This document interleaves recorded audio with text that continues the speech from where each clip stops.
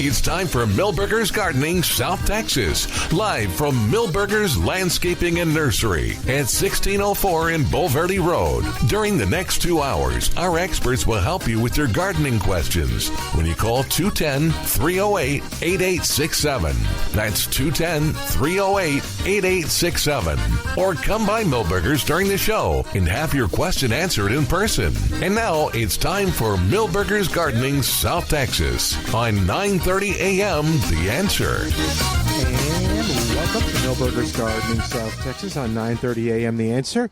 I'm Milton Glueck along with Dr. Calvin Finch, Mark Peterson. And your questions when you call us or come by. Now the phone number is 210-308-8867, 210-308-8867. And we've got some news, theoretically, that you've been waiting for. It's very exciting. Should we tell them about the tomatoes that may be coming before we tell them about the stuff that's here? Oh, that's up here. No, let's do it. Let's do it. What's that? Tell them about the stuff that's here. Okay, Mark. Yeah, that's exciting stuff. Yeah, we got, boy, if you like peppers, we got peppers. Uh-huh. We have peppers for everyone. We have peppers. We have peppers. We have lots and lots of peppers. Peppers. Okay, go for it. And some of the tomato varieties that we've talked about that have been successful in the competition for rodeo tomato designation. They're here, some new ones, and then lots of choices. It's pretty exciting. If only there was someone here who could tell us, Mark. Yeah, and if he didn't quit hollering and cheering and just tell us what's out there. You know, he doesn't like enthusiasm. Okay. Yeah, just go very sedate. All right. Yeah, we got Anaheim peppers. No. Yeah, First, we we'll do do the tomatoes. Oh, tomatoes. Okay. Because it is tomatoes. Yeah, The okay. beginning Tomatoes of tomato first. season. The timing is probably more appropriate for fall tomatoes. Right. Okay. Well, let's do. You want me to do that for you? Yeah. Just say news alert. News alert. Oh, you do much better than that. Okay. And now, Mark Peterson with the Tomato Report. Hey, folks out there, we have Ruby Crush for the first time. Thunderbird. No, we had Ruby Crush lots. No, for the first time this fall season. Okay. I don't think we had it last week. Okay. Last week. So Thunderbird's here. Yay. That one is one that we've talked about a lot. A lot. Missed some opportunities. I did not have good luck, but a lot of people had very good luck with Thunderbird this year. That's one of my favorites from last year, for sure. Yeah. Red Snapper, Amelia. Red Snapper's another good one. Yeah, it's in the 6-pack. Celebrity and Celebrity in the 6-pack and Celebrity Plus in the 4-inch. Okay. Tycoon. Yay. Better Boy. Now, it's an indeterminate, but I was telling Calvin, I think an indeterminate could do okay in the fall. So if you plant it and have the performance that I expect, that's Mark's fault, not my fault. Okay. Send all letters to Mark. Chocolate Sprinkles. Have you ever heard of this? No, I haven't. No, I have at my Dunkin' Donuts, but not at the and nursery. Juliet. And Juliet is in the 6-pack. Talk a little bit about Juliet. Yeah, Juliet's a good one. That's a well-known one. Yeah, it's a smaller one, intermediate, close akin to the Ruby Crush, although I think the Ruby Crush outperforms it consistently. But it's a good one. It's one of our older ones. Yeah, it's got a long history, successful history, and so very successful history. A lot of our gardeners will be excited about that because they have known it for a number of years. Yeah, so there's a lot of old ones. Old faithfuls on there. So we got Ruby and Crush, some new Thunderbird, Celebrity Plus for some unknown reason. We don't know what the plus stands for. Red Snapper, Amelia. These are all good tomatoes. Hey, so Trace is listening, so if he freaks out, we'll know that I said something wrong. What is a pole tomato? It says chocolate sprinkles pole cherry tomato. Cold. I did not know sherry, but it's a viney one. Okay. As opposed to more of the sprawling How do you bush. spell the pole? What? Yeah, How do you spell that? Is it from Poland? P-O-L-E. Oh, well, then I would guess. Yeah. It's a climber. So vine, it's a viney, more viney Okay. than sprawling bush like we're used to. And it says, as sweet as its name. Well, now that one you can compare to the Ruby Crush and see if it's as sweet as the Ruby Crush. Yeah, so we got that one, and then we also have the Ruby Crush, so get two and do some comparisons. Yeah. Now, we heard a rumor. Yeah, you're thinking the exact same thing I am. I was going to say, we had a rumor. We've quit, one of those we quit talking about because we didn't expect it. One of my favorites, one of our favorites, actually, we quit talking about it because we couldn't find them. But we heard a rumor that the BHN 968. Mm-hmm. Now, this is C. This is a variety of a variety.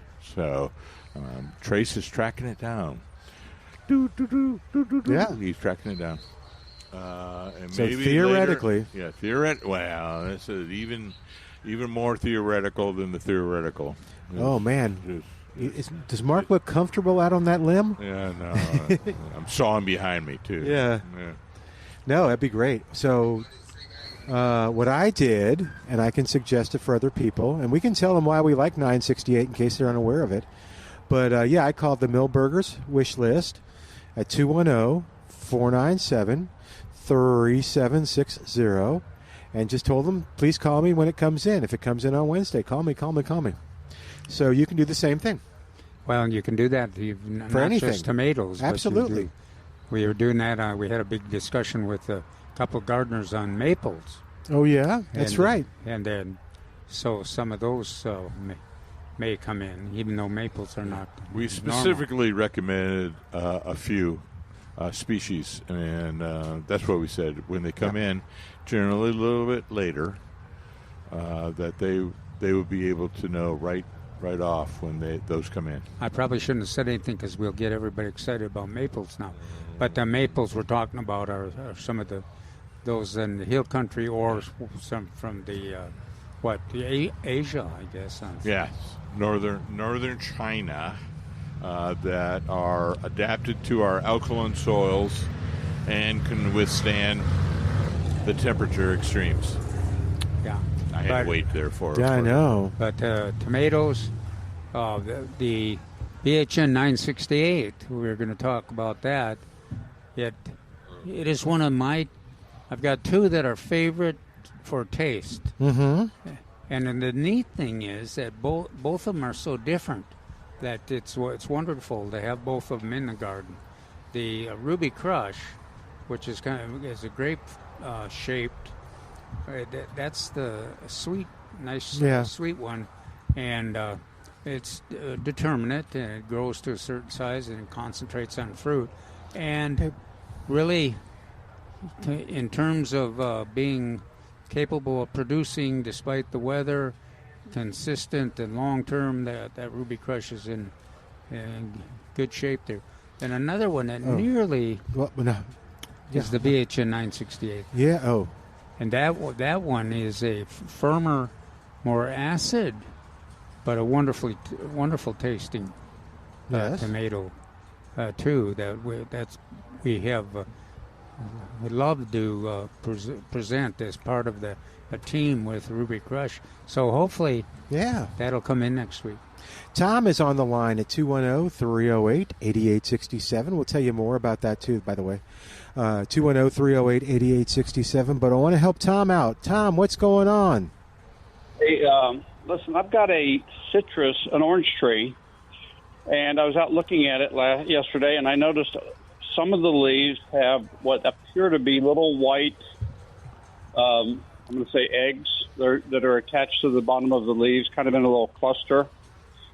And they look like they have a little bit of maybe webbing around them, holding a darker white center onto the leaf. And these are all, I'm looking at a leaf right here. The leaf's about probably 3.5 inches long, and this probably on one side it's kind of got a quarter of it with about probably 20 or 30 of these little eggs. And so I was just curious. I mean, I don't know if there's, in a generic sense, something that I should be concerned with, or is it just something that, obviously, if something's laying eggs there and it's not going to affect the tree, I'm not going to do much about it. But if I need to spray the tree with some kind of a oil or something like that. The timing is we would make a guess if this was in the middle of the winter or in the fall, but you know what scale insects look like?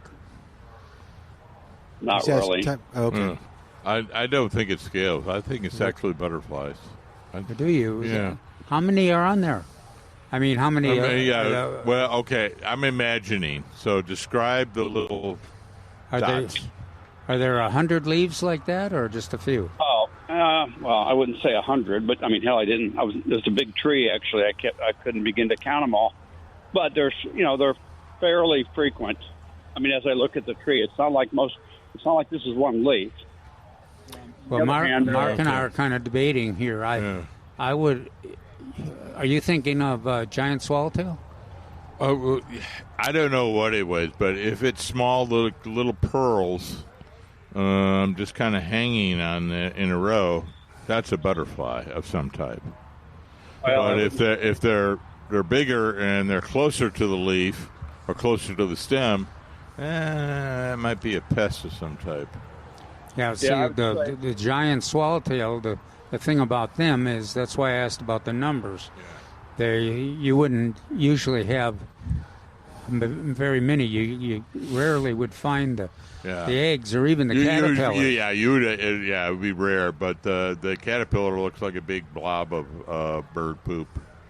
That's what the actual caterpillar looks like. Yeah, these are actually very small, tiny. I mean, if you think of a citrus leaf being 3 or 4 inches long, and there's probably 20 or 30 of them on this particular leaf, and one section of the leaf is probably covering, 10% of the leaf, and they're all on the underside, of course. I wonder if they're a predator. I wonder if they're like a ladybug or a lacewing. I don't know. Yeah. Here's one option: is just pick one or two of those leaves, put them in a little. Some kind of cage or container, well, like a mason jar with holes put in the lid. Yeah, because or you can just watch them closely, but it is funny though. Sometimes you swear they're everywhere, but then when they start hatching, you don't discover them. But what we're looking for is to see if we want to see what they look like when they hatch. Yeah. Well, and I guess that's it. I was just, and what kind of, and I'm looking at, I have other citrus. There's some on a different, I was just checking another tree. And there also, it almost looks like, and maybe there are different stages of, this one almost looks like tiny pieces of cotton on the underside of the leaf. Well, that may be different. Yeah. That's sounding more and more like... sounds like a mealybug or something. Yeah, like my mealybugs. Yeah. Okay. But you might have 6 or 7 different varieties of insect on there. Some beneficial, some not much of a threat, and then some a problem.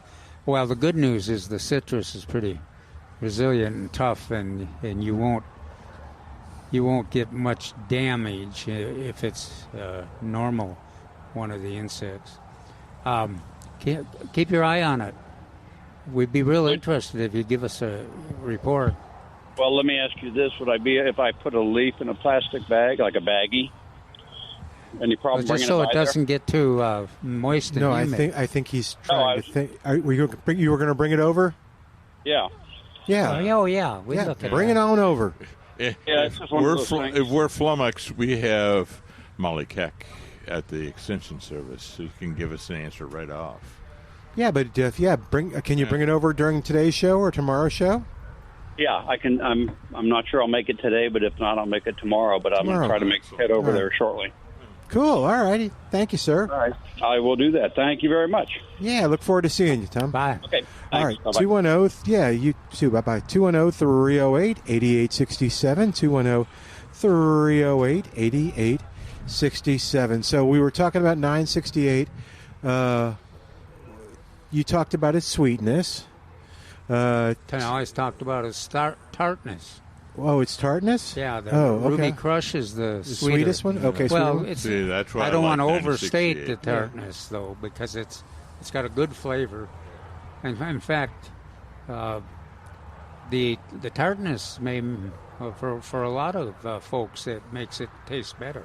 That's why they would pick that over the Ruby Crush, because the Ruby Crush is emphasize the sweetness. But our friend 968. Little less sweetness, but a really pleasant tartness. Okay. But yeah, the 968s too, if I remember them well, very forgiving. Well, that shouldn't be people's attitude. They should, not be like me, and they should take care of their tomatoes. But if you forget some, or Now, I have had better luck. I mean, both of them are I think fit into your forgiveness definition. Oh, with the Ruby Crush? The Ruby Crush has been more forgiving? Easiest for me, yeah. Yeah, they're both great. Ruby Crush we have this week, so Tom could come and just get them now. Yeah. Now, were they in the six-packs or the singles? Do you remember? The Ruby Crush, they were in both, I believe. In both? Okay. Yeah. Now, I suspect that there's some gardeners out there that they pulled most of their big tomatoes out, but they left their Ruby Crush because the Ruby Crush still looked good. They still look good? Yeah. Did you want to come on the air with us? We're doing the show. Can you come on the air? There's no picture on there. Will you come on the air with us, sir? Sir, will you come on the air with us? Yeah, you were doing a show real quick. Here, grab the mic. Here you go. Grab the mic and tell us what's going on. Up. There you go. That's why there wasn't anything. There you go. Hey, I want to show you my back garden. Peter Bernowski. Oh, my goodness. Chase trees. Yeah. The whole area, there was nothing there at all. So the last 5-6 years, I've been planting chase trees. So there was nothing. It was just tips. a fence and nothing at all, and you planted a whole bunch of... Yeah, is that the Vitex? Yeah. Yes. Yeah, that's pretty. Did you trim the blooms off? No, I trim to about 4 feet, whatever is the new grow in there. Yeah. I trim it, and the next year they come back 6-7 feet. And they've obviously filled up this way. Yeah. That's the way I think everyone should do the Vitex is cut it back severely. Don't be worried about it. And then it's going to come back. All the stuff I bought here. Yeah. All the trees I bought here. Oh, cool. What is that? Is that Esperanza? Or what is that? I can't tell what that is. I'm sorry. What is that? I got a hibiscus. Oh, is it more Vitex or is it? What was the yellow one? It's like a eucalyptus type tree. Oh, eucalyptus type tree? Okay, cool. Certain, yeah. Mm-hmm. So, that's a good way of doing it. Yeah. No, that's of course, you got it. Okay. You got that here? Yeah.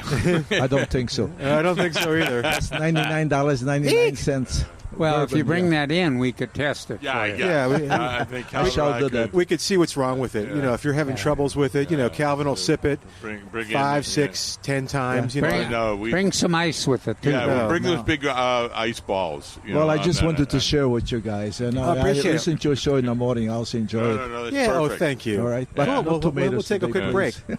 Yeah. Are you going to get some tomatoes? No, I do not grow that stuff. So I think it should be cheaper. What is the okay? What is the what's the secret of Vitex? You mentioned cutting it down each year. Well, I do around November. I cut them down to the roots. It's not to the roots. About 4 or 5 feet down. All the new growth. Okay. So he's making like a little hat rack, if you will, cutting it way back. Okay. Way back, and they come back like crazy. Good. They grow 4 or 5 feet now, and they bloom beautifully. Now, I'm just telling you what I did. I'm not an expert. I just play one on the radio. Right. Trace. You don't even do that. I don't even thank you, Mark. He suggested that when all the blooms had kind of gone kaput and had gone to seed, cut them off. And I did, and I got a nice second blooming period. Yeah. I like when the moment October, November, the leaves start coming down. That's when I'll cut it. Okay. It's easier to get rid of the growth. But this gave me a second bloom. Yeah. Because I had the first bloom in spring, and now it's blooming again. But that's too much work. What's that? I was thinking the same. You only way cut too once. much work. No, that's not too much work. It took me maybe 30 minutes to keep cutting and stuff. Well, Milton probably only has one. I do it once. Oh, that's true. Good point. I do only have one. Anyway, very good point, Calvin. Hey, thank you. Good talking to you. What's your name? What's your first name? Peter Berdansky. Peter, thank you, Peter. Thanks for coming, man. Yeah, all right, we're going to take a quick break. Thanks for the whiskey, Peter.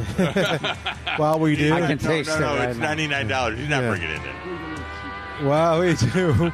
Give us a call at 210-308-8867, 210-308-8867, or like Peter, just come on by and visit with us on 9:30 a.m. The Answer. We're here at Millburgers. And welcome back to Millburgers Gardening, South Texas, broadcast live. So you come on by and visit us like Peter did at 1604 Boulevardy Road at Millburgers Nursery. It's beautiful out here today. Calvin's admiring the crepe myrtles, and I am admiring all the great color right in front of us and the great sale on lantanas and stuff. But I want to tell you real quick about Prusky's Market right there in Atkins, Texas on Highway 87. You can't miss it, and you are missing out if you're not going. I went there on Thursday and visited with Edmund and got myself some more pan sausage, and they gave me some tips on how to do something I was trying to make. I was trying to make machacado, the dry beef. And so I got the stuff, and it turned out great. We had it this morning. But yeah, if you're looking for high-quality meat, if you are looking for great poultry, if you're looking for natural beef, uncured ham, all that, uncured deli cuts, Prusky's has it. Prusky's can help you out, so if you're taking care of yourself, let Prusky's take care of you, too. Over there on Highway 87, you won't be disappointed. And that's what Edmund always says, which I think is absolutely true. If you come once, you'll come again and again, and you'll know the difference. But again, the person I was asking about the beef and the how to do it and what to get for the machada, I think is what it was called, was the butcher. I'm actually talking to a butcher, not just where I'm at staring at stuff. So he helped me out. He showed me what I needed, all that good stuff. By the way, they also sell the dry beef already done. So if you want to get that, you can get it there too. Highway 87 between 410 and 1604. You can also order it and have it delivered. Get the sausage. Enjoy that and treat yourself to whether it's the breakfast sausage or the link sausage, the big, like the jalapeno or the kosciuszko, or Calvin's famous potato sausage. Call ahead if you're not sure, and they'll put it aside for you. And they also vacuum pack it, which is great. It makes it so easy to store. I took the pan sausage. It's all flat. Just put it in the freezer. It took up no room at all. You can check them out online at pruskismeatmarket.com. That's pruskismeatmarket.com. All right. Now, well, we were, can't even remember what topic we're talking about, but Mary from the staff here, who coordinates the Certified Butterfly Garden, brought it to our attention that Millburgers got a new supply of tuberosa milkweed. Butterfly weed is another name for it, and it's in bloom right behind Mark. Yeah. Right, and this is the native one. And it's what, predominantly yellow? Kind of an orange yellow, yeah. Oh, where is it? Okay, there it is. I see it. I don't see it. It's over the railing or down the steps. Okay. Yeah, right. I do see it now. Right in front of where the tropical milkweed was. No, I got it.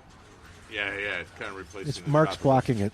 Well, there is some tropical milkweed back there too, some large plants, but this one is a favorite nectar source.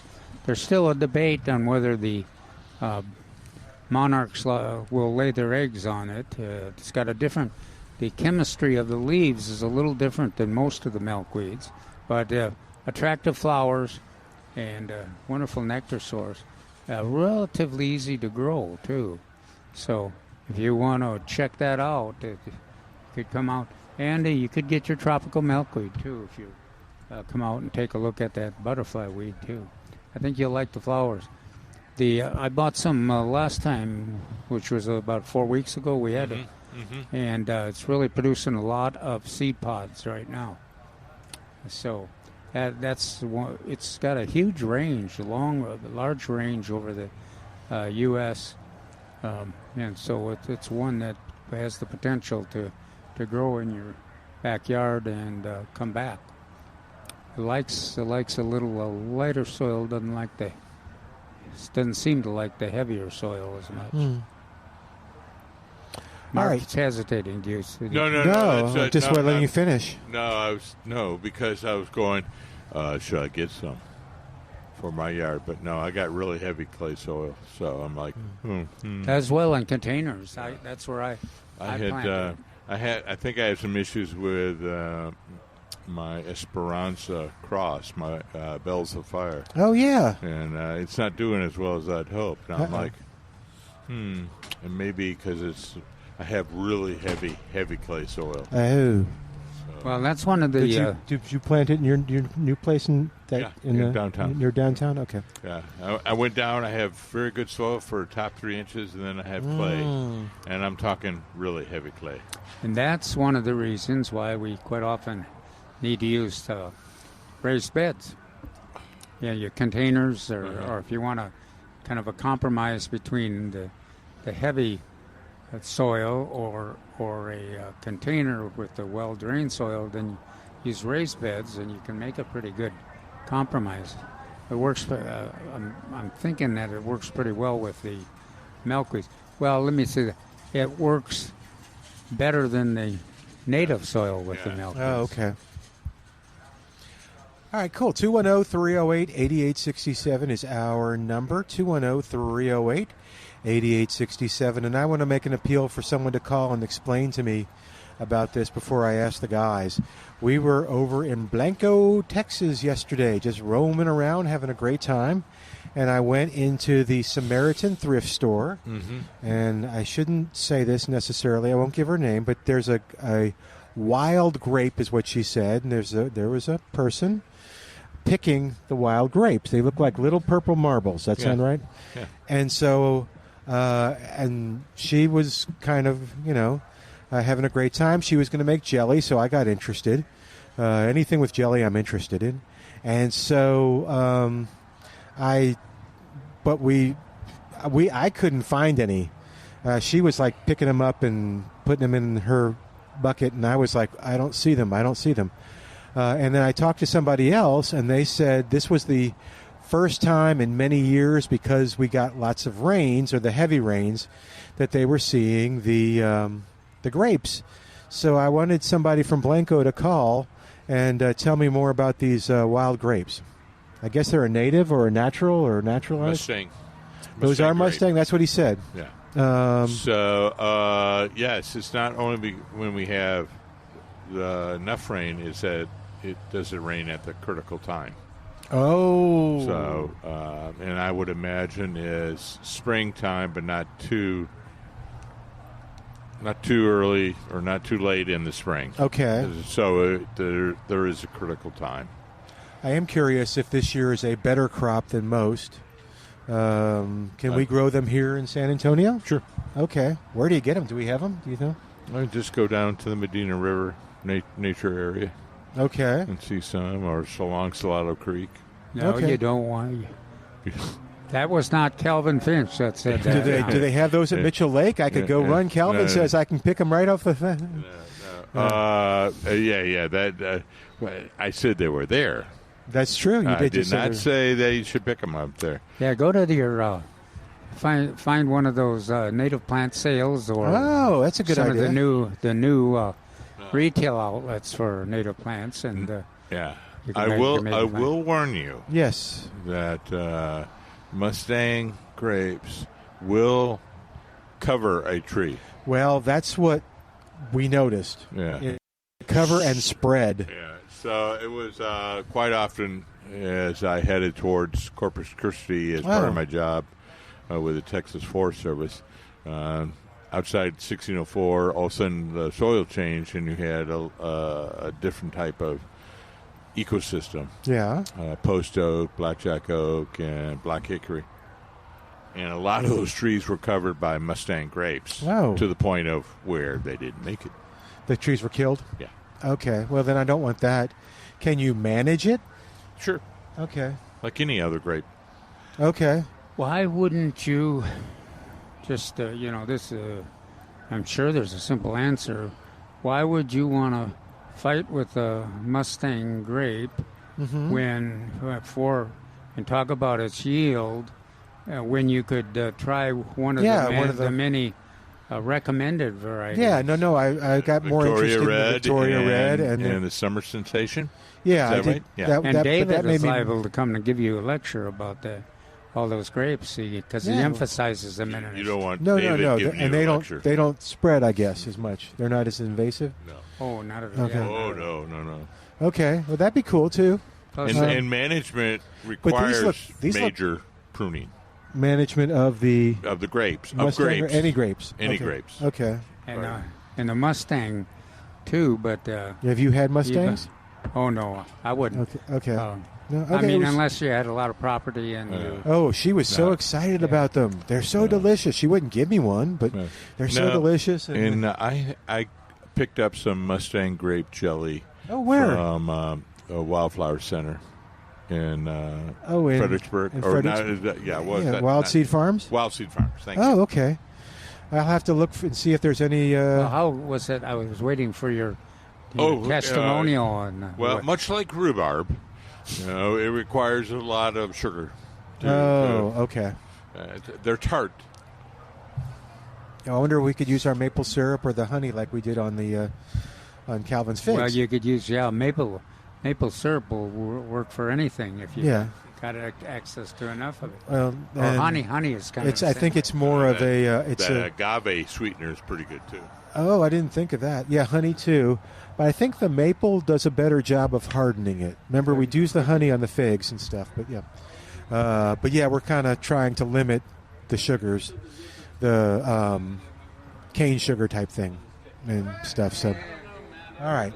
So I was just curious. All right, and if you know anything more about them or grow them, I guess you don't have to be in Blanco County. But by the way, this is an unsolicited thing, but everybody was bragging on them, and they were closed yesterday. That Samaritan thrift store seems to help out a lot of people there in that area, and they're open today till 2:00. So if you need to. It's also a kitchen, not a kitchen, but a food pantry. Have you been there? You shook your head.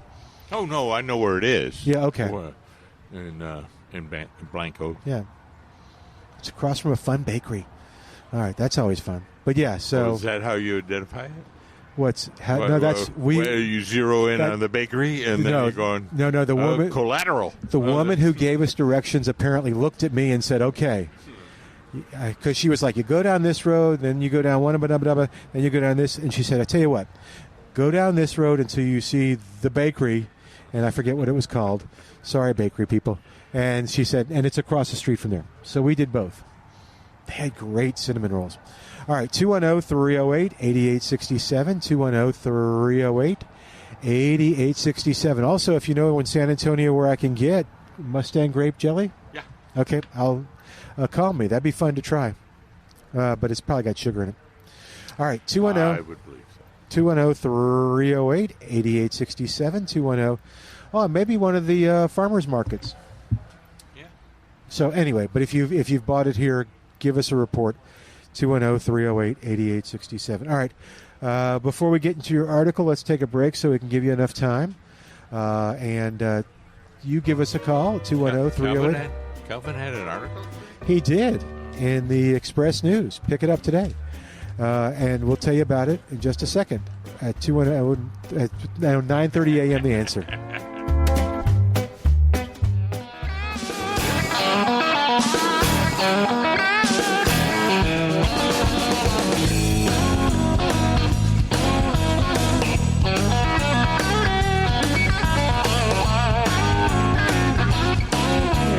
Back to Milberger's Gardening, South Texas on 9:30 a.m. The Answer, 210-308-8867, 210-308-8867. Yes, sir. You want to talk about Calvin's article, or Calvin, you want to talk about your own article, or let Mark talk about it? Well, I want to first mention that Mark and I just noticed a plants that look like customer from the old-fashioned firebush, and I think it in fact is. It's a long time since I've seen that specimen in that great a shape. Yeah, I love that older one. I think it has better structure, better flowers. Yeah. If you want, if you want to plant, put on your patio, it's got to be full sun. But to bring in the hummingbirds, and especially in the fall, to bring in the ruby-throated and the black chin, and even the rufus. That is the plant to get, and that one's ready for action, boy. Those are what, 3.5, 4 feet tall. Yeah. So that's what was impressive, was so big of a plant. So if you did firebush and Esperanza, you should get a lot of hummingbird action. Mm-hmm. And the thing about these firebush, if you plant those in a container like that, they are really a disciplined, compact plant. If, of course, you grow them out in the landscape or in your garden, they come up pretty late, but they'll take a lot of space, all the space that's available. But boy, if you are a gardener like me that's been watching for those, you probably want to come by and take a look. Those are nice specimens. Good blooms, very nice foliage. About $25. I don't suppose they're on sale now. I don't know. No. They were very nicely grown and managed. Were you asking me if they were on sale? I'm sorry. Obliquely we did. Okay. I think I would have noticed them. It was a no-look pass. Oh, okay. Okay. Well, I just I'll wanted look as you keep talking about them. But anyway, Calvin was talking about. I got firecracker fern. Is that what that is? No. By the way, no. Firecracker fern is Rucelia. No. What is that in front of us? What? The orangish, reddish, tall, with lots of tubular bones. It goes. It's a kufia. Okay. It's a cigar plant. Oh, okay. Cool. All right. Sorry. All right. So, what do y'all want to talk off guard. I'm sorry. Let's start with the article, but let's start with the Mexican olive. Yeah, my favorite. Yeah, because this one is a pretty exceptional, unusual plant, and it's something that really works pretty well in San Antonio. You have to tolerate a freeze back every right. So we're on its northern extreme range here. It does very well, but it does suffer from occasional freezes. But this is the one that you see out there with the big kind of furry leaves. Makes a compact plant. And it's one thing I emphasized in my article. It is a favorite nesting site for, especially at least in my experiences, mockingbirds and cardinals. Really a disciplined, compact plant. The leaves are relatively large and they're thick, but of course the other thing is the white blooms are. Yeah, and they're early and throughout the summer. In fact, we'd go, okay, what native plants have flowers throughout the summer? And we go, well, Mexican olive, retama, and then, of course, the non-native crepe myrtles. So that's about it. Yeah. Mark, they call it Mexican olive, but I mentioned in the article that they look like, the fruit looks more like figs to me than olives. It's stretching the name for olive. It's mostly pit. And and I wouldn't eat it. The birds and wildlife will eat them, but it's not like figs. Maybe that's more like the olives. Yeah. That the figs don't hardly get the fall from the fig tree because of the birds and all. I always all think the wildlife wild hogs and peccaries kind of like it. Oh, and what? Like the fruit. No, but what is the thing? Peccary. What is Do you know peccary? Javelina? No, oh, okay. Okay. So you got any of those in your yard? No, we're now peccaria free. Okay. Is that the right word? Well, I don't know. No, we're now. I don't know if that's an Italian word now. We're now javelina free. That our Italian listeners are now. Do you have any javelinas in your thing? You got plenty of deer. No, but I just went to get some CEUs, some required classes for my pesticide application license, and the class that was available was emphasized wild hogs. Oh. And I said, "Oh my Lord! I mean, how could I? Let me look at that schedule again. I'm not sure I want to spend all that time in wild hogs." But that was quite interesting. And peccaries were mentioned, but the peccaries are a native wild animal that is not a real threat, not like the wild hogs. But they're not fastidious in their eating. Oh, which ones? Both. The javelina. Yeah. Well, both. Yes. Yeah. I understand they're not too choosy. Not too choosy. Okay. Yeah. And they get pretty bold. I know people that have problems with them. Do not like them at all. Yeah, but are they talking peccaries or are they talking the wild? I have no idea. I don't know. I've never heard the peccary. The ones that are the toughest to deal with are just the wild hogs. Or the javelinas. Same thing? No. Javelinas are different than javelinas are peccaries. Yeah. It's just another name. Okay. So a javelina is a specific breed. Yeah. And a wild hog is just like a feral hog? Yeah, that's what it is. A feral, not native.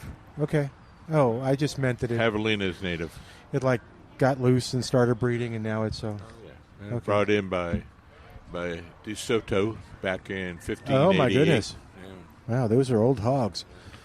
All right, 210-308-8867. So we're talking about the article, and we talk about the makes an attractive Mexican olive makes a real attractive small size tree. I was trying to think. I think it's evergreen, but quite often will drop its leaves with the cold. Yeah, I was going to say evergreen in some winters. Yeah. How about that? And we're kind of at the edge of the places where it freezes here. Gets to be. I'm generally thinking in the San Antonio area, 15 foot is the average. I would think that, yeah. I think that's good. 15 to 18, yeah. Go a little further south. Further south, you're talking 25 feet. But when it's loaded with those wonderful white blooms, it's really hard to beat. And again, another attraction is the pollinators. Is this Tom? Hey, Tom, grab the mic. You'll be on the air. You're not shy. There it is over on this Where'd it go? Oh, whoops, there you go. Yeah, moved Tom is here. Well, I know what I'm And he brought a baggie. For. Oh, there he's giving Calvin the baggie. Calvin, he's each. Okay, cool. I don't need one. Yeah, Tom, this is better. For those who might have just tuned in, tell us what's going on. I just noticed on my citrus trees a couple of different kinds of mandarin orange and a grapefruit tree that I've got the undersides are loaded down with some white cotton-like looking what appear to be eggs of some sort. Yes. I don't think they're eggs. Oh, I got them over here. Oh. Well, they're both they're very similar. That's more loaded. Yeah. I got aphids galore. Do you have scale insects too? Calvin, we can't hear you. Calvin, get on the mic. We can't hear you. Speaking of the mic, yeah. And there are also, I was noticing I have little black ants that are scurrying around fast. Yeah. And they almost look like they were eating the whatever. That's interesting. Yeah, they're the honeydew from the aphids and the mealybugs, so they're feeding on that. Yeah. Well, the leaf that you gave me, I was like, wow. Yeah. So my choice this time of year would be a Spinosad Plus or Spinosad Soap, which we have here as combination. Okay. And I think that you're going to have to use it twice. Twice? Two to three times. Read the label. Sure. Okay. So you didn't. You're not saying these are butterfly. No. They're relative. I put one leaf in the bag, and the white cottony stuff started falling off of it. So they're not. No. This what was this? The grapefruit one? That's a grapefruit. Too. Yeah. It handed it. Put this in front of my microphone. I went, no, my lord. I assume the fact that they're all citrus. I assume they're all the main thing is though they're mealy bugs. Okay. So you want to describe what we're seeing? Yeah, we're seeing all little white, cottony little substances, plus some. It looks like some aphids, adult aphids, coming out or intermingled with the white cottony substances. So there may be a combination of both on there. Now do you know what Yeah, it looks like the mealybug action when the mealybugs are active, the adults are active. Yeah. You're sure that's not what what we're seeing there too? There's a certain time during the year that the mealy. Right. So that's right. During this season, time of the year, this is my choice. Other times of the year, we recommend oil applications. Like neem oil. Oh, the neem. Yeah, neem oil will work. Okay, what was the chemical you were mentioning? I like Spinosad with soap. Okay, that's an organic and it's effective. Yeah. And quite often you would just if we heard your report, you probably wouldn't spray anything on the citrus, but this is a pretty. Pretty significant. Yeah. So I don't have. Is this common on citrus? Huh? Is this common on citrus?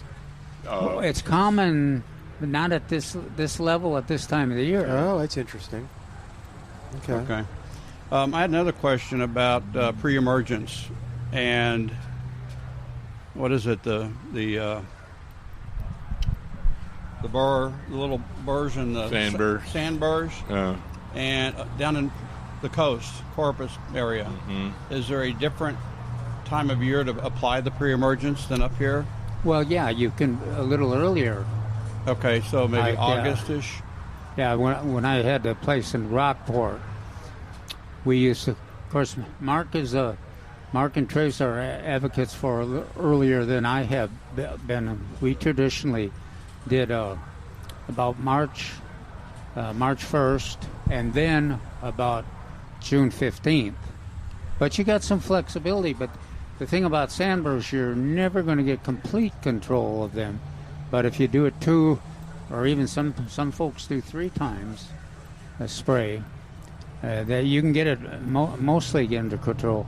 Okay. This year has been especially bad because of the drought and the bare soil.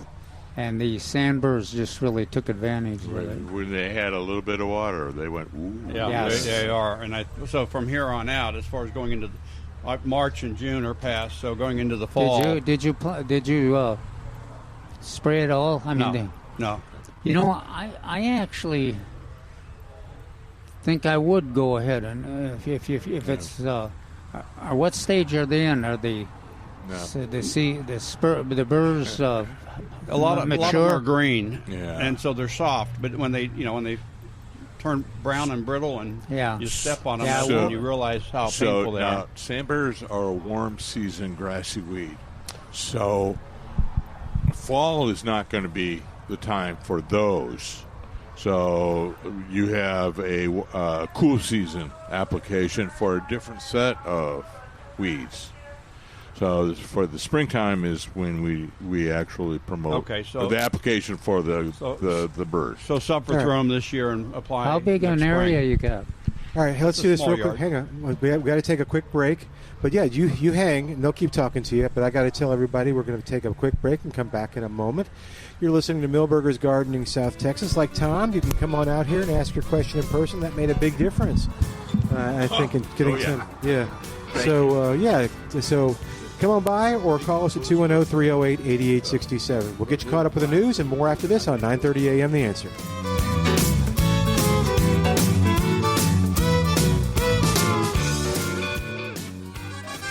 We're back with Milberger's Gardening, South Texas, live from Milberger's Landscaping and Nursery at 1604 in Bulverde Road. Come out to visit or call us at 210-308-8867. That's 210-308-8867. And now back to Milberger's Gardening, South Texas on 9:30 a.m. The Answer.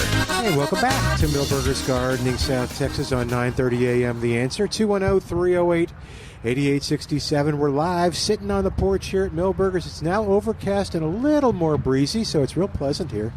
So 210-308-8867. Tom came by. You can come by, too, and visit with us. And, again, Tom's visiting made a big difference in diagnosing the Mark, situation. What do you listening to Tom and seeing that unusual thick... So it was what should you say, hairy, very hairy. But they had a little black insects, which if I had a microscope or not even a hand lens, which I don't have, I probably could identify it as aphids. It looked kind of like an aphid, but it may have been something else. It's sucking insect. That's another the main thing. Listening to when he has applied some of those, the herbicides for the stickers and the other for the mealybugs or whatever they were. Right. I wonder part of that large population situation may be due to the incorrect timing of applying some. That's why I made a point to say that there are cool season weeds and warm season weeds, and the grass burrs are a warm season weed, and so we try to prepare the pre-emergence in February, March, April, and May, depending on how many times you're going. And I guess he hasn't applied much to the citrus, but I guess with the dry weather we've had and the heat, and then the rains, you could have a population burst just like this. I don't doubt the population, because we've had roller coaster weather, and I could foresee a population explosion of these insects that like heat, and then with the weather. We haven't had a lot of 100-degree days. No, we haven't. It's kind of interesting. I saw it on the news. And today maybe too. Yeah, and so, we probably should have saved Molly some of those leaves, because there was such a great, that was a Molly, great sample Molly of Keck, different species there. Our wonderful extension agent. She's actually got a new job now. She's like higher up in AM good for her. extension. Send her a little. Should have taken a picture and send it to her. Yeah.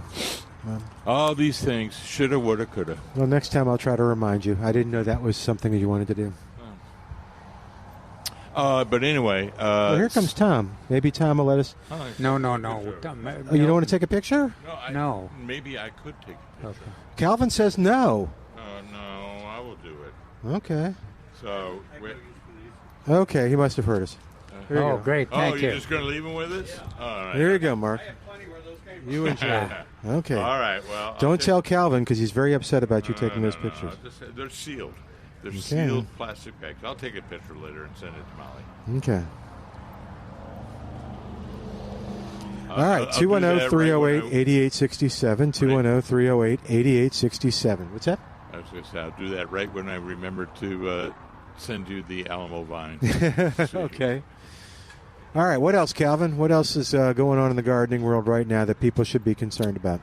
Well, in the article, we did the the other major topic was the bougainvillea, and that's always at least in my articles I haven't written about it as much as I used to in past years, but it's a outstanding blooming plant. Well, and we've talked about it almost every day in the radio show here about the specimens they've had at Milberger's, and full sun, and hanging baskets, and people are always amazed at the little containers sometimes that will produce such a spectacular bloom mass, and that's part of the characteristic of bougainvillea. That one of the ways that you get it to bloom is it almost has to be root bound, and so you want the roots to be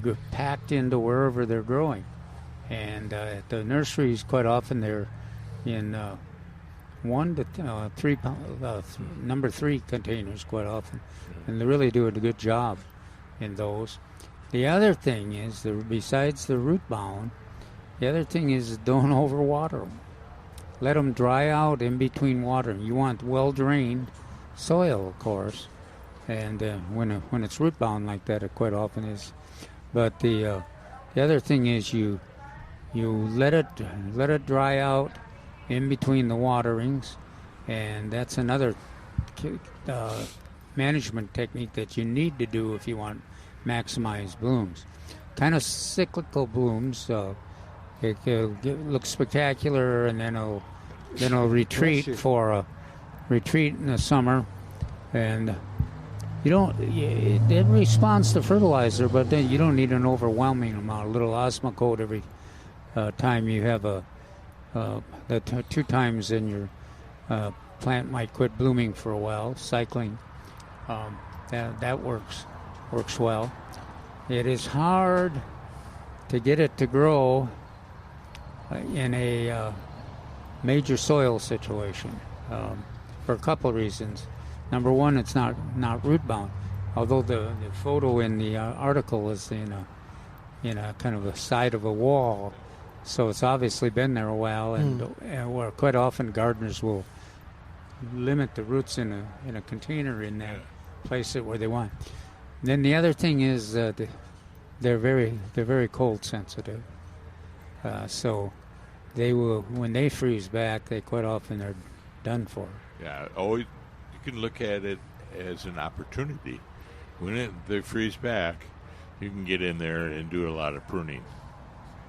Yeah, so try to make lemonade out of lemons on that. Now you don't want it too cold because they'll freeze. The root ball will freeze, but on a normal winter, you can go in there and do a lot of pruning, and that's good. One of the best management techniques is to when you have that cycle, when it quits blooming in that period. Oh yeah, during the summer period. Yeah, then you kind of prune the edge, maybe an inch in all around all the stems. Okay. And the net result is that you get several new stems coming out of those cuts, and the expectation is that every one of those new stems is going to have loaded with new blooms. So you end up getting a bigger plant and more blooms, more compact blooms. So that's a lot of gardeners are quite fascinated by the management of bougainvillea and how spectacular it can be. I always one of the things is you have to protect it in the wintertime, and if you got a greenhouse, that's the best. But you can sometimes you can do a glassed-in porch or someplace, but you do need light on it. But some gardeners, the basic recommendation, Milton, is that you not prune it back in the wintertime. Okay. The problem with that is, if you ever go into your, I swear the bougainvillea that are not pruned back, they reach out and grab you because they do have some thorns. So I've kind of resigned myself to always I'm a tidy person during the winter. I want to clean them all up. And we don't have a huge space to spare so that they can spread wherever they want. But and the colors, we don't emphasize the selections much as we used to, but the colors you get, red is pretty spectacular. The pink, the violet, the hot pink, and I always wanted the purple. Some people always wanted purple on them. It's kind of rare, and I said you just raised my voice. Well, Well, I know I get a lot of complaints. Somebody at home complains about that all the time. Yeah, you kind of went off the white flowers too are available. But the hot pink seems to be the most popular. Lots of variations of the hot pink too. So anyway, that's a wonderful plant, but full sun, and you keep in mind that don't overwater. And let it get root bound. Yeah, the root bound is. Yeah. Although that's the funny thing is, and I bring this up occasionally, like with magnolias, is if you drive Alta Vista, Monte Vista, I'm guessing down your part of town too, you'll see big old bougainvilleas, huge. They're in people's yards. Yeah. Yeah. Well, so it's like they're clearly not root bound. I don't guess. You keep going further south down to. Yeah. Mexico and. Okay, Calvin. Thank you. Then they'll be really big. Okay. Well, yeah, really. Like a whole side of a building. Yes. Well, that's where when they grow them like that. That's a really tough to manage because of the thorns and everything too. But they'll cover a lot of space for you, and then you don't have to worry as much about the freezing. All right, 210-308-8867. 210-308-8867. Trace was talking, it was interesting before the show, we were talking about herbicides, and we were talking about pesticides, and I didn't know this was his suggestion because I did the training today, and it sounded like, from what I gathered, I may be wrong, but you water in the morning. Yes. And you do the sides in the evening. Does that sound the right? Sides? Herbicide, pesticide. Yeah, you could do those in the morning, but you'd want to do them earlier in the morning. Oh, okay. So I'm like pre-dawn. So what would your suggestion be? Is it better to do them in the evening? No. It's dusk or dawn. Okay. Yeah, if you but I wouldn't do the herbicides and then do the watering. You may wash off. No. That's because then you're diluting, aren't you? Yeah. And I don't know that there's any research that indicates that it's more effective to do it in the evening or in the morning. Yeah. It just seems that you focus your attention on one aspect at one time, and then you focus it on another aspect at another time. Yeah, in fact, if you're using the herbicides like the sedge hammer that we're talking about, or the grass be gone, remedy, or Roundup, quite often they recommend you apply those in the first in the morning. Oh, really? Okay. Yeah, when the plant is getting mobilized, a lot of movement of materials, right. Chemistry. So the translocation, it will occur in the morning. The active movement of chemicals, okay. So that would be the good time. Whereas in the evening, maybe not so much. Okay. So gotcha. Yeah. Okay. And then I'm trying to think of other things that have come up. The whopper begonia. Anything else to think of in terms of the? My whoppers are still hanging in there.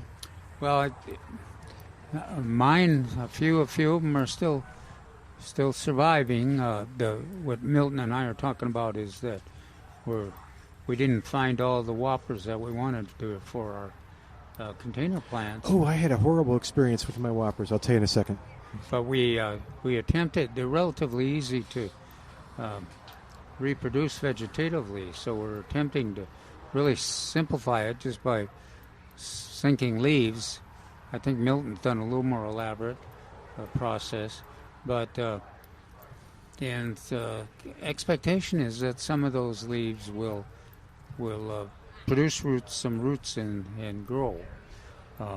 So that's what we're talking about. Now, I did get a report from. You want to talk a little bit about Tatuma squash? Sure. Yes. Got a report from Bart. Oh, you texted him? Yeah. Okay. Yeah. Bart, come on the air with us. We want to talk with you. Okay, go ahead. And he talked about their kind of cyclical growth. He had that major production period that I was always bragging on, and the wonderful recipes and food from the Tatuma, and then he had us kind of a period when it was relaxed, and now he says it's back into production. So. Oh, is it? So that would be good for if he when you get time. I'm sure he'll get time one of these, maybe if not today, maybe tomorrow, and talk about what techniques he uses to get. Yeah, that'd be good to know. At Tatumas. Mine are. And we'll welcome any kind of information from other gardeners that are doing that Tatuman too. Remember, that's a potential replacement for summer squash if you're having trouble with. And why is that? Well, because summer squash is notorious for being susceptible to vine borers. Mm-hmm. And Tatuma, which you can use for the same recipes and tastes the same, very productive, and normally grows easily here in San Antonio area, does not seem to be susceptible to the vine borers. So you use it to replace. If you have trouble with vine borers, you use Mexican squash. Yes, if you've lost all your squash literally overnight, like I have, then you would look forward to finding such Tatuma squash in either seed or transplant form. Particularly, particularly early in the year. All right, I got some more questions. Yeah, but Bart, if you could help us out tomorrow, maybe just tell me what I'm doing wrong. I'd appreciate it. Mine are in containers too, except I have one in the ground, and now it's coming. It just stayed there forever. Didn't do anything. Now it's running, which is cool. It's green and running. And you were growing it in a container? No, I was growing it in the. This one was in the ground. The one that's running. The one in the containers don't seem happy. The leaves are yellow. And there's some new leaves coming on. They bloom, but I get nothing. Yeah, Tatumas seem to me, at least in my experience, seem to be not much interested in the confinement of a small container. Well, what does Bart do? Bart uses a container, no? He uses a big container. We can ask him big about container. that. Yeah. We'll ask him about that when he calls. What's a big container to you? What is that? Oh. 2 gallons? No, it's bigger than that. Hey, there's your hummingbird. Oh, he's left. I guess it's not big enough, so I'll just forget about it. Well, but all right, 210-308-8867. He is probably. You said he had a big old trough. He's mostly got medium-sized containers when you think about it. But he is, and a lot of gardeners that have success with container gardening, they kind of find the ideal. Space is at a premium, so you want to find the size of a container that can get the production you want, but not take more space than you need, because you want to move on and get some other things. Yeah, that's why you do the containers, to manage the space. But anyway, this is the same container that the other zucchini was doing well in. So, but maybe it's not big enough. All right, but that surprises me too. That's another good question, because if the zucchini can grow on it, I just would imagine that the Tatuma could. Yeah. But maybe, so you're saying the one that I put in the ground that now is running, it's got the best chance? Oh, yeah, I think always if you got it. Okay. We'll see what happens. All right. We're going to take a quick break. 210-308-8867. 210-308-8867. More of Milberger's Gardening South Texas coming up on 9:30 a.m. The Answer.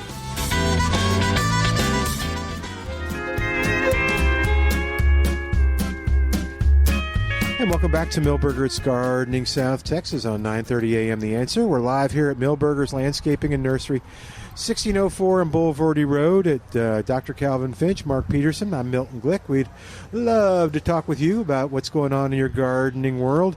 We have James on the line at 210-308-8867. What's going on, James? How can we help you? Oh, wow. What timing. Uh-oh. I'm actually watching two roadrunners actually mate as I'm speaking to you. Oh, across dear. my backyard. Yeah, which I... Oh, my Try God, to control yourself, James. I am, but they're... anyway, Are they in on your property right in your close to your garden? They're about... well, I don't have a garden over there. They're on the edge of a thicket, between a little thicket and my bald cypress tree where I mowed a couple of days ago. Wow, I have them all the time, but I've never actually seen them doing what they're doing before. Yeah, okay.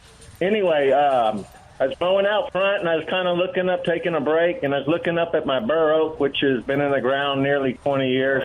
It has 0 acorns on it this year, and I'm kind of stumped as to why. Some years are more than others. What probably happened this year is that a combination of poor weather last year and maybe rain at the most critical times. That's airborne. Pollination is airborne.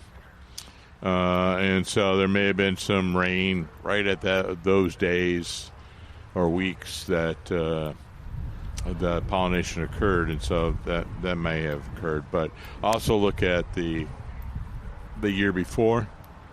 Right. Sometimes when it's very dry, they just don't have the gumption or the male and female flowers to reproduce. Mine are. I've got a bur oak that is, at least 25 years old, and about 25 feet tall, and it has never had an acorn. Really? So That's interesting, Calvin, because this same bur oak I have has had very few, over its life, very, very few acorns, like 2 to 3, maybe 5 on a good year. And so maybe it's just a function of not being mature enough yet, as well as what Mark said, possibly. Yeah, we might be in the edge of the territory. Of course, the bur oaks will tolerate most anything for at least survival. But we are in the southernmost place for the bur oak. More of a Great Plains northern species. Okay, when I lived on the other side of town, if you will, on the northwest side of Lytle, much better soils, I had a bur oak, and it was very fast growing and very prolific as far as acorn goes. As far as acorn, a little bit heavier soil than I'm going to try now. Yeah, I was kind of on the tail end of the Medina Valley soils there. I had really, really good garden soil there. Yeah, okay, so that could be part of it too. Okay, second thing, or third, my Choctaw pecan last year was an off year, hardly any pecans, or real small ones. Now we've had some rains. It's got more pecans, but not a heavy crop. So I want to kind of preserve what I do have. What's your strategy? Because I have squirrels, or is there an effective strategy? I've tried the sheet metal collar. It works somewhat, but they still manage to find their way up the tree. Yeah. I don't think there's any good strategy except 22 short. Okay. I don't want to encourage that. Well, if you're in the city limits, you can't use the 22 short, but you can use the BB gun, and then there's the pellet gun. Pellet gun. I favor Crossman, yes, from my old youth days. But again, I don't want to encourage any kind of that activity here at K-Loop. station. Okay. So I don't anyway, need much encouragement. I live out in the country. Yeah. Okay. So, I think that's the only.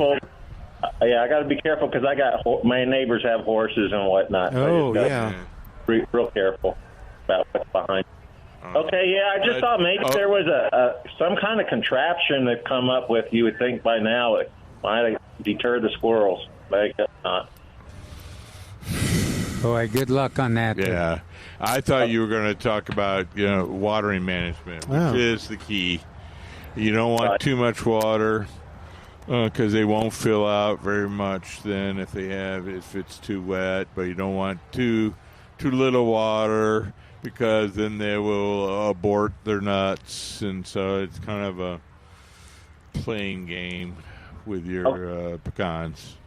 Okay, funny you say that, because when I walked by it this morning, I did see a nut on the ground. It's still in the case, green case, but it had a black spot on one side, like maybe something ate into it. What's that?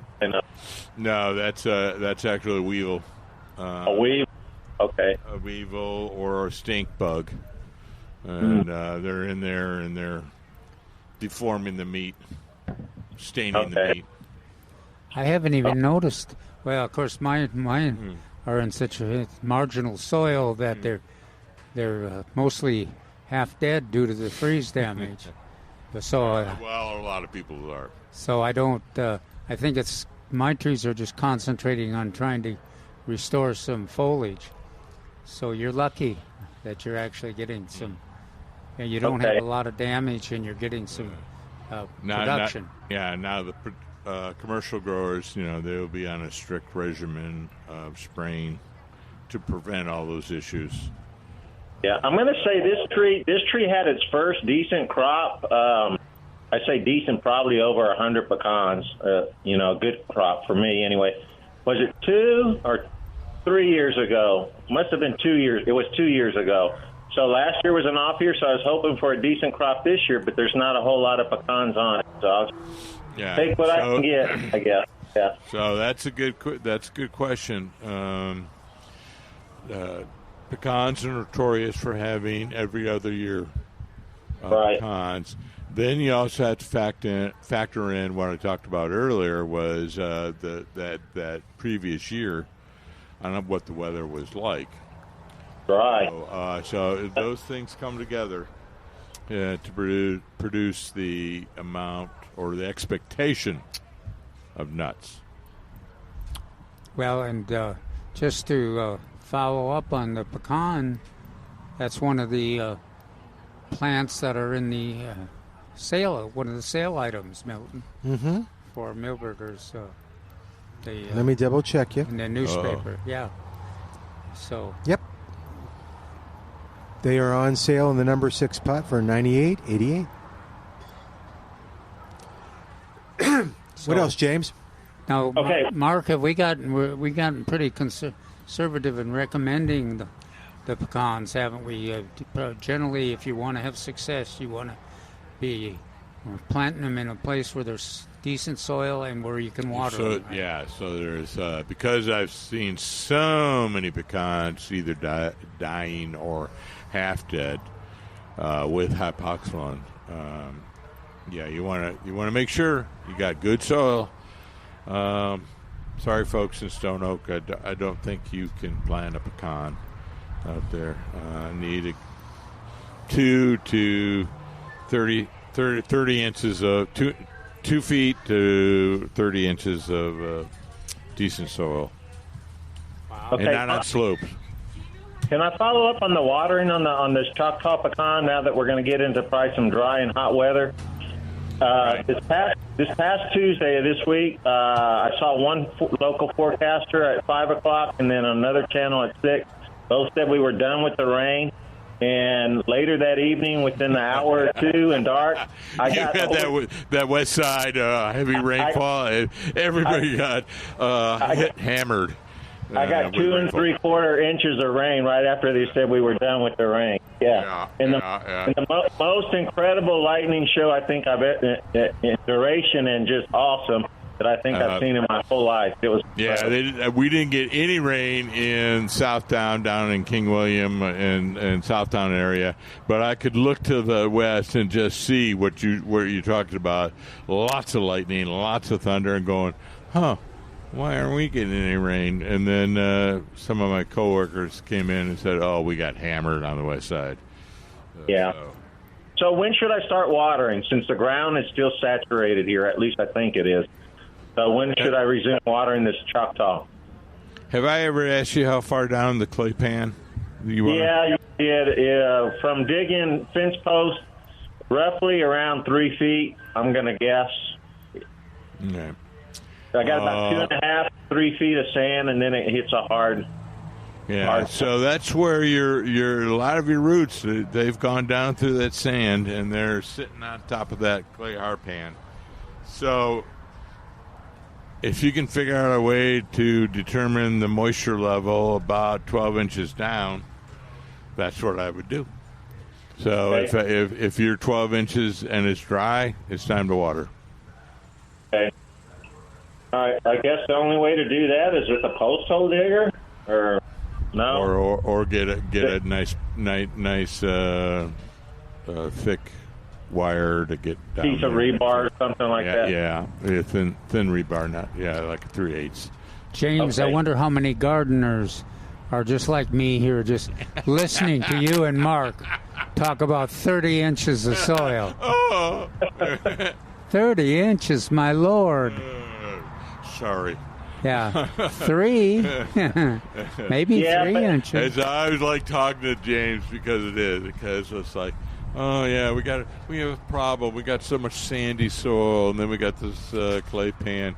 And how do I ameliorate my sandy soil? Well, we're just going to get some organic matter, some compost in there. And then you mentioned the Choctaw, which is a good recommendation for our area. Yeah. Yeah, Pawnees too are good. It's been a slow grower, but it's hanging in there. All right. So I deadheaded, if I will, my Vitex per Milton's advice. It bloomed again, and now the blooms are fading again.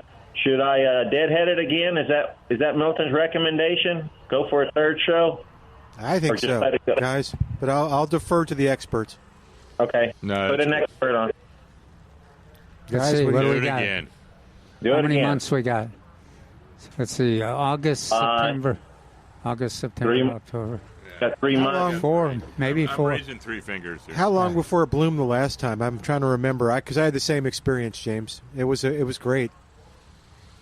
Yeah. Do you remember how long it took between the time you cut it and you got the blooms? It actually never stopped. It just kept on going. As some were fading and new ones are coming on. So it's been like one long bloom period, cutting it back. But now it's still got blooms on it from the second bloom, but they're starting to go to, I guess, seed. So I want to cut those back again. Mark? Yeah. Okay. Yeah, I'm going to go ahead. All right. I got the green light. You got the green light. Go, go, go. All right. Appreciate it. Thank you. Wait, we heard you had a javelina story. Oh, yeah. I had a near-death experience. I was deer hunting with my father-in-law and brother-in-law, my son, and I heard a shot back towards camp, and I was out in the field, and close to dark, I was strolling back into camp, and that's what was going on, and my father-in-law always used to like to cook on the open fire with the Dutch ovens, and he said, well, I got some carne asada on the stove there, makeshift stove. And so I opened the lid up, and oh my God, it smelled bad. I asked him what it was. It was javelina carne asada.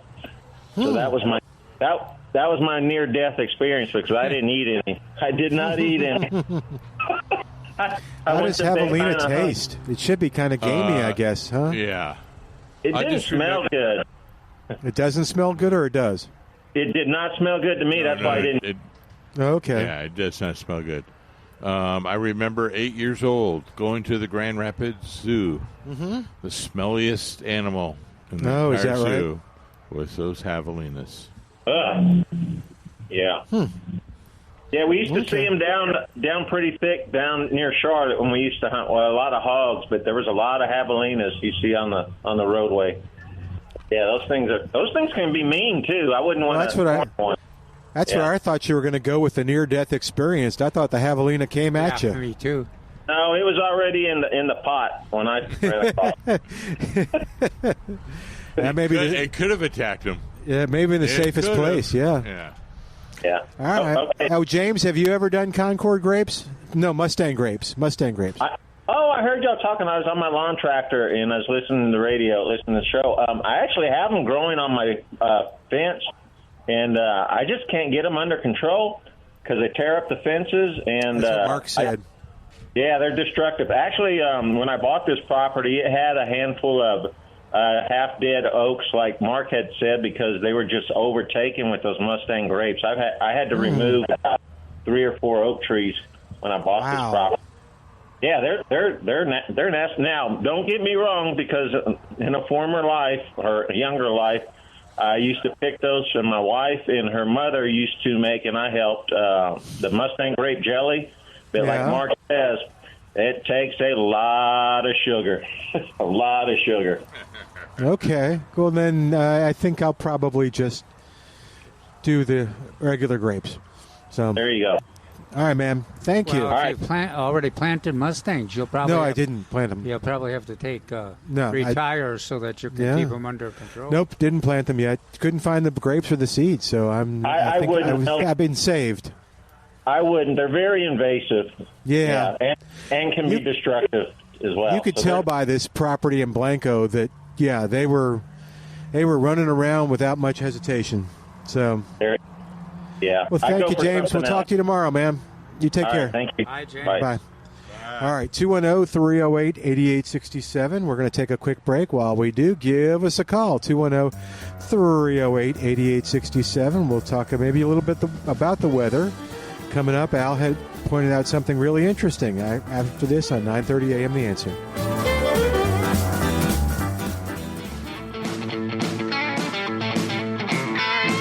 And welcome back to Milberger's Gardening, South Texas on 9:30 a.m. The Answer. We visit with another James at 210-308-8867. Hey there, James. What's going on, man? Well, it's not raining. Nah, I wish it were. But what you going to do?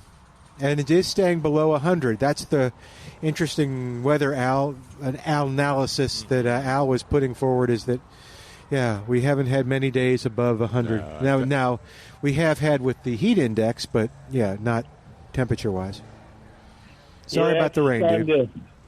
Time to head for New Mexico for the 50-degree mornings, man. It's going to get hot around these folks. Is it really 50 degrees? And how hot is it in the daytime, though? It might get up to 75. In New Mexico? Wow. Depends on where you go, boy.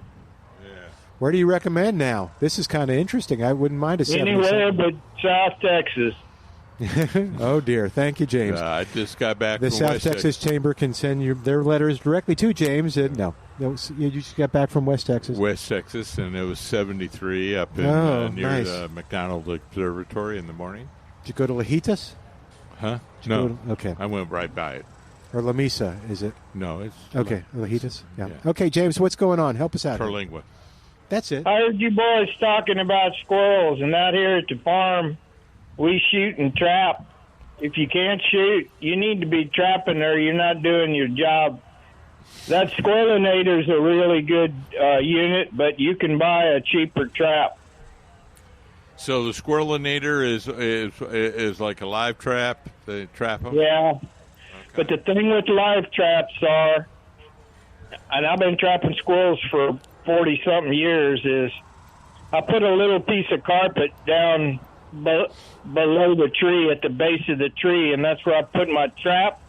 And when I catch a squirrel, I let him leave his mark on that piece of carpet for 2 or 3 days, okay? And bait it with pecans. And the pecan always wins. Huh. All right, guys, you recommend trapping? Oh, hell yeah. Okay, I was just asking these guys here. Yeah. Well, pecan. Tell us again about that pecan thing. What do you do? Yeah, you put the scent mark or they're on a piece of carpet at the base of the tree. and you catch a squirrel and you let him rock and roll around in there for 2 or 3 days and leave his scent, and then you do whatever you want to do with him. Poor squirrel, though. He's just trapped in the trap for 3 days? Well, 4 days is even better. And you let him foul that piece of carpet, and all the other squirrels will smell that, and they'll be attracted to that, and they'll see that pecan, and you got them. So that the idea there is that you're making the situation, or you're attracting the squirrels after the initial capture, huh? Yeah, you let those squirrels foul that area, and they stink it up with squirrel, and that's where you're going to catch your next squirrel, right at the base of the tree with your trap on a little piece of carpet. Okay. We've been doing that forever around here, and it works. If you can't shoot, you ought to be trapping. And if you're not trapping, you shouldn't be growing pecans. No, I have a question, James. How often do you have to trap for? Where are all these squirrels coming from? Yeah, they're coming from Marion, Texas. They breed in the houses, in the attics, in the houses in Marion, Texas. Man, you're making everybody angry. Colony. All right. What's your cover crop before we start getting calls from? No, he's going to do it. You had a cover crop question. Yeah, he had a cover crop. Yeah, and then before we make Austrian peas, I think is what it was. Oh, okay. I had to look it up. That's why. Oh, okay. That's why. But you told me last time that it's 60 days from germination to flower, and I was wanting to check that. Yeah, so I had to go online and look the different cover crops that we do in South Texas. Like I said, I was only familiar with hairy vetch and clover and rye, so I had to look that up. It's a legume. It's a good one. It's a good one. No, I was going to say that I had a mentor, a good mentor, that always said catching the squirrels is always better to shooting because you would damage the meat otherwise. You want to guess who that mentor was? Yeah, you catch that squirrel and you go put him in the preacher's mailbox and then try to catch another one. Mm-hmm. Wow. Yeah, Milton knows who that mentor was. Yeah. All right. Well, thank you, James. All right. Good luck, boys. We're sending all those calls from Marion, Texas, right to you, ma'am. They got a breeding colony down there, and then they come out to the farm and they get on my tree. We welcome opposing viewpoints from Marion, Texas. Thank you, James. 210-308-8867. 210-308-8867. Thank you, James. You take care. All right, still have time for other calls. Any thoughts on this, gentlemen? You want to add in, or you want to just? Well, let's just remind everybody that we do have now butterfly weed, right? Which is native milkweed. It's in bloom, and would do well in full sun in your backyard garden or a container. I like it as well as in a container. Oops. And it does better in a raised bed or a container than it does on our poor soil and limited soil. Well, I just want to inform everybody of late last night while conversing in the backyard, we have lots of zinnias. Oh, okay. And guess what was on the zinnias? The zinnias flirting back and forth. Squirrels. No.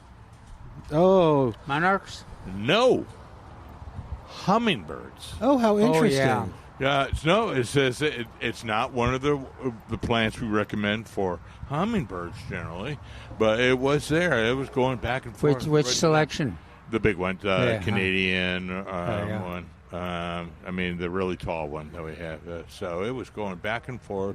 Multiple zinnias. Are these a little late in the year for these? These are grown from seed. Oh, okay. Yeah. So that's why they're kind of late, because we were growing them from seed. But that's not bad, Mark. We still got 3 months of blooming at least. But I was surprised. I just looked at it and somebody said, "Oh, look, a hummingbird." I said, "No, it's zinnias." And they go, "No, look." Sure enough, that's very cool.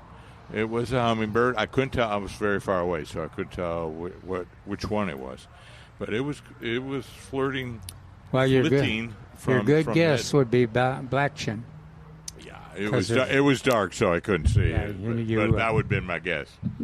Yeah, so you'd be almost 100% right, because right now there's not any of the other selections usually in our area. So, but I was someone who had seen it, and I poo-pooed it. I was not in zinnias. There it was. Yeah, were there a lot of different colors of the zinnias? Yes. Yeah, it's from the seed packet in a large tub, growing a lot of different colors. Yeah, their zinnias are pretty hard to beat in terms of pollinators. It's in that list of 4 or 5 that we are easy to grow and that are also pollinator attractors. 210-308-8867, 210-308-8867, the number to call. Still have a few minutes. Yes, Calvin, what's up? Is this, Mark, does this surprise you that we have this wonderful display of dwarf Ruellia, and the color that got most selected was the pink. Yeah. I thought the pink is the one that I don't. I would pick these. I would pick the blue or the white. Yeah. If it was me. So at Scava, we had a large selection of Ruellia, Katie, and pretty much equal amount of each one of each color. They had the white, the pink, and the blue. And as we look over, we're going, I don't see a single pink left. So, but that's not the colors I would have chosen.